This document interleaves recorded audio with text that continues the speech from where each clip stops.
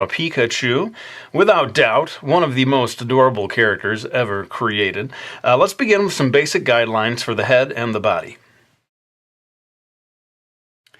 Alright, so you can see that the head is fairly round, a little flattened at the top, so that's one thing I would say to pay attention to, but quite round here at the bottom, and notice these sort of little indentations on either side, sort of suggesting cheeks, I think.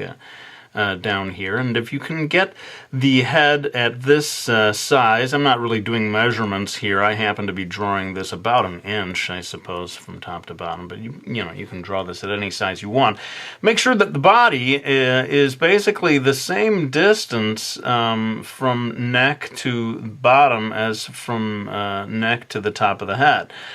Here I got one leg that's kind of coming down, so maybe that distance is a little bit longer, but I would say the basic, you know, if we imagine a spinal cord, does Pikachu have a spinal cord? But that distance from here to there is pretty close to that distance from the top of the head to the bottom of the head. And then, yeah, basically it's the body is narrowing up near where it joins the head, widening out as it gets to the bottom. And I think it's sort of rounded out where the legs are going to join, or the feet, I should say, because it's almost like he barely has legs. Just see the feet poking out of the bottom. Let's go ahead now then and draw the arms and the feet. Alright, now one of the interesting things that I noticed as I studied the character is how large the arms are. They're pretty puffy and wide, certainly in contrast to the legs. As I said, it's almost as if there are no legs, and very often you just see this little indication of a foot poking out here at the bottom. Now I decided to have one of the feet kicking up in the air. I'd seen one illustration that had him in that pose, and so that's exactly what we're doing here. You basically get a very narrow oval, and then you draw a curved line behind it, and that sort of suggests this kicking up leg as as Pikachu joyfully cries, "Pika!" In any case, everyone's like, that is the worst Pika I've ever heard, Mark. Get it right. Anyway, you can see me erasing away just a little bit here where the arms join the body. And, oh, one last thing I was going to say about the hands. Surprisingly, given how small they are, the artists actually do give him 5 fingers and a thumb. I've been saying him. Is it her? I ought to know before I do a video. But there are actually 5 or 4 fingers and 1 thumb. It's very tiny, but it's in there on each one of these hands. And so you do have to sort of pay attention to which one's the thumb, and then go in and do the little fingers. Well, I think it is time to let's do the ears first, and then we'll move on to the facial features. So just as I did with the arms, I'm going to erase away a little here so that the ears join the head, and notice that they're at 2 slightly different angles. Most of the poses I saw had that approach to Pikachu's ears. You want to measure the length of each ear. Again, I would say, well, it's a little less, maybe. I don't know. I haven't sat down and measured it, but probably about the same, really. You certainly don't want them to be longer than the distance from the top of the head to the bottom of the head. Speaking of the bottom of the head, I think I do actually need to erase this away because the head joining in, there's practically no neck, really. The bottom of the head is going to be suggested more by coloring than by a line. All right. And, of course, there are these black areas at the tips of each ear. And the line that you draw across the ear has to be drawn diagonally, it seems to me. It's not just like straight across. It's sloping downward. On each of the outside, I guess on the outside line, sloping downward towards the outside. If you really want to get all the details right, and I think it's important when you're drawing a pre-established character, to do exactly as you see the original artists having done, and then maybe later on, if you want to play around with it and do your version of Pikachu, have at it, I say. Well, let's go ahead now and do the facial features. Well, I thought I would stop just here with the eyes and the nose to point out a few things. Notice that the eyes are not that big. I associate really large eyes with cute characters, but interestingly, Pikachu's eyes are not all that large, so be careful when you're drawing Pikachu not to overdo it with the size of the eyes. Notice the distance between them, quite a gap there. I'd say you could fit 1, 2, maybe 2.5 of the eyes between in that space there. And then the nose is really just a tiny little dot. And so the main thing you need to concentrate on is the placement. It's much nearer the bottom of those two eyes than to the top. Let's go ahead now and do the mouth and these two big, I guess they're blushies. Are they blushies? You'll have to tell me. But he's got these two big red dots on his cheeks. So let's get those into place right now. All right, so notice that the top line of the upper lip, I suppose you would say this is sort of parted in the middle. That typical animal type suggests a cat, or I think Pikachu is supposed to be the design is supposed to be inspired by a mouse. Is that correct? Which is kind of surprising because he doesn't really look like a mouse to me.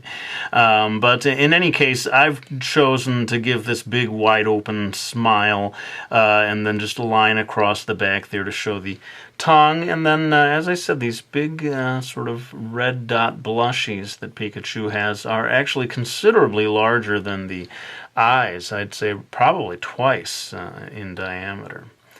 The relationship between those two. Well, of course, we can't be done with this until I draw the tail, so let's go ahead and get those lines into place. Alright, so as you can see, there's definitely some zigzaggy action going on here. These zigs and zags very tightly compacted near the body, and then of course this one gigantic zag, unless it's a zig. Let me know. Is this a zig right here or a zag? That's going to be, I would say, almost this alone is the same size, really, as these 3. It sort of looks like 3 zigzags down here. So that'll maybe help you get a sense. And maybe just the entire length from here to here is not so different from top of the head down to the bottom of the body in terms of getting that length right. Now there's a few things I've forgotten here. One of them is the highlights of the eyes, these white dots that are going to be up here, quite large. I was a little surprised as I studied how large the highlights are in the design. I imagined them smaller than that. And then the feet, instead of, we got the 5 fingers, but up here, or down here with the feet, we have just 3 toes. So I'm dividing both of these with just 2 lines to turn it into a 3-toed foot. Now I have decided a couple of things. First of all, I'm going to make this full color by using mainly markers but also colored pencil. And then I have a nifty little surprise at the end of the video as to what I intend to do with this illustration.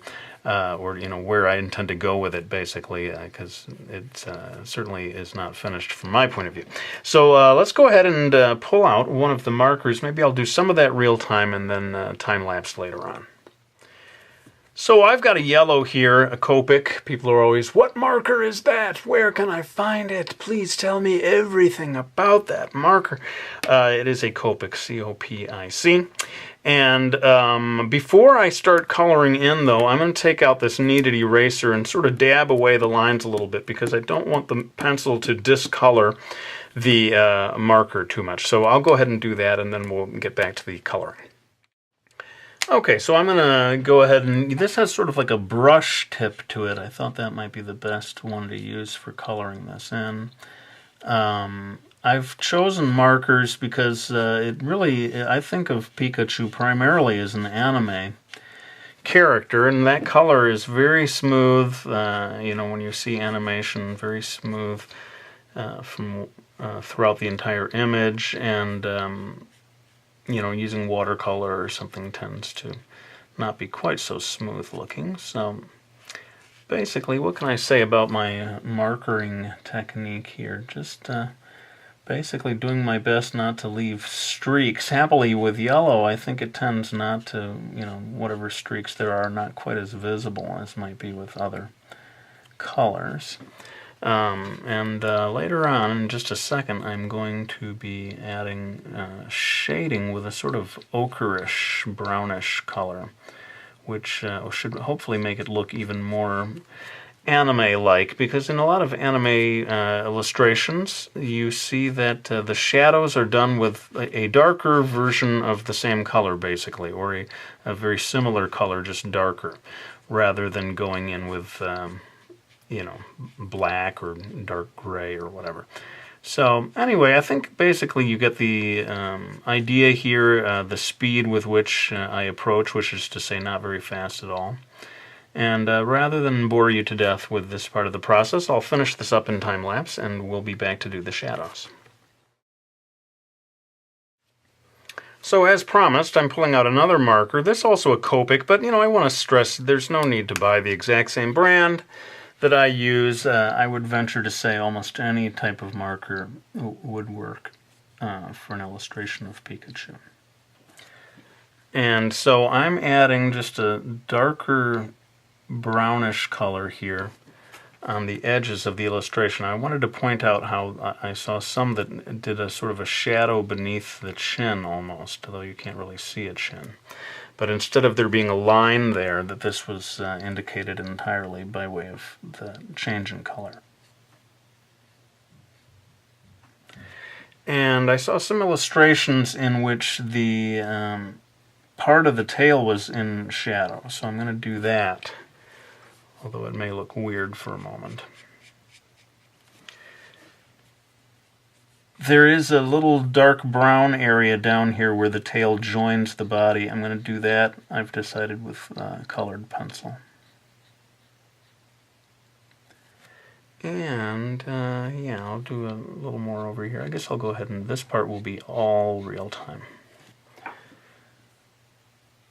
Try to get a nice little shadow down here. Now I want this foot to pop out a little, so I'm going to leave that uncolored. How do you like that, huh? This Brooklyn guy drawing Pikachu. Yeah, Pikachu, I'm a big fan. And I have always actually admired the design of Pikachu. I think it's a good example of less is more. By keeping this character simple, the character is more memorable. And I would say that's part of the key to the success of the character's appeal. Well, I'm going to go ahead now and do some of the inking, and I guess I'll start by doing that real time, and then probably time-lapse through some of the rest of it. Now, one of the things about inking an illustration like this that is maybe slightly nerve-wracking is you really should try, if possible, to ink every line with a single stroke. Easier said than done.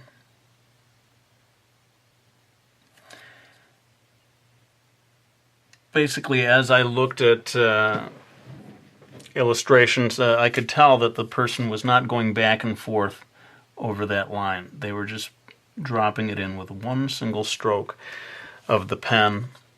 And I mean, like, you can see a little bit of an imperfection there as I stopped mid-stroke. Part of it, again, in doing these videos, I've taped the paper down. Probably shouldn't do that, but it does make it easier for people to see what I'm doing. And that it's best, I would suppose, to be able to turn the page to work with the natural pivot point of your wrist. And in fact, I think I'll probably do that. Why not? I'm going to cut this thing off of the desk that it's taped down to and finish inking this in a way where you can see it moving around.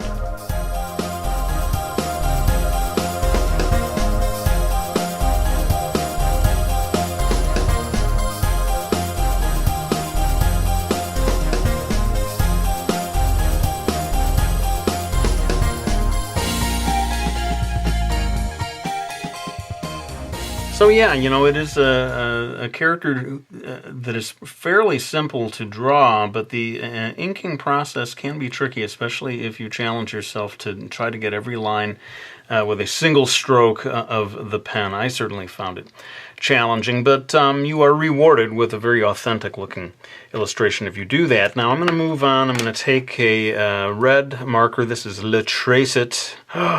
He has more than one brand of marker. Yes, I do. I've got such a hodgepodge of different markers that I've picked up over the years. But yes, these little blushies, Pika blushies, are really bright red. So just get the reddest marker you have and go for it. And then I did say that some of this was going to be done by way of colored pencils, and that's what I'm going to do here. It's crucial to get this brown near the base of the tail. That is an interesting little touch, because brown does not really occur anywhere else in this character that I can see. But it basically covers up that first zig before moving on to the next zag. And speaking of zigzags, the brown color itself sort of zigzags across as it comes to a stop. So I don't know how much of that detail you can see. This is about as close as my camera will zoom in. But yes, this little touch of brown here at the base of the tail is surprisingly important for capturing the full Pikachu-ness of Pikachu. I'm going to finish up some of the coloring with colored pencil, and then we're going to move on to my fun little final touch to this illustration. Alright, so we are basically done with this illustration, but what I want to do, I came up with this slightly crazy idea.